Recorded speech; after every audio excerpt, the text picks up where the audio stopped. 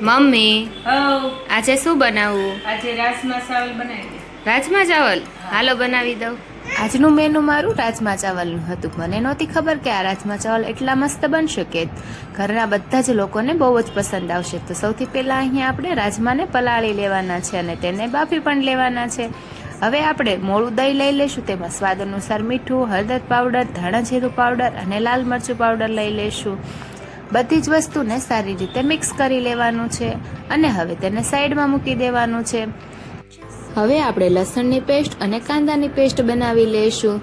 બંને પેસ્ટ બની છે એટલે તેને પણ સાઈડમાં મૂકી દઈશું ને આપણે એક પેન લઈ લઈશું. તેમાં આપણે 3 થી 4 પાવડા તેલ લઈ લઈશું. તેલ ગરમ થઈ જાય એટલે તેમાં 1 ચમચી જીરું, અડધી ચમચી જેટલી હિંગ, તેમાં સૂકું લાલ મરચું, તજ, લવિંગ, તમાલપત્ર લઈ લેશું અને સૂકા ધાણા પણ લઈ લઈશું. બધી જ વસ્તુનો વઘાર કરી લઈશું. ત્યારબાદ તેમાં આપણે જે લસણની પેસ્ટ બનાવેલી છે તેને તેમાં એડ કરી લઈશું અને સારી રીતે તેને સાતળવા દેવાની છે. જે તેમાં આપણે અડધી ચમચી હળદર પાવડર, અડધી ચમચી ધાણા જીરું પાવડર લઈ લઈશું અને બધી જ વસ્તુને સારી રીતે મિક્સ કરી લેવાનું છે. લસણની પેસ્ટમાંથી તેલ છૂટું પડવા લાગે એટલે આપણે જે કાંદાની પેસ્ટ બનાવેલી છે તેને તેમાં એડ કરી લેવાની છે. હવે તે બધી જ વસ્તુને ફરીથી મિક્સ કરી લેશું ને તેને પણ સાતળવા દઈશું.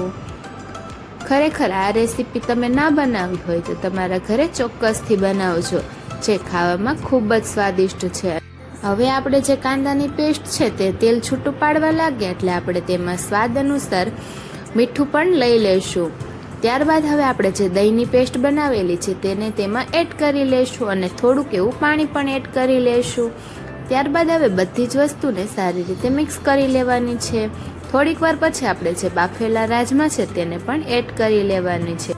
ત્યાર પછી 5 થી 6 મિનિટ રહેવા દેશું એટલે તેલ છે એ બધું ઉપર આવવા લાગશે. તો ઉપરથી આપણે કસૂરી મેથી અને લીલા ધાણા વડે સર્વ કરી લઈશું.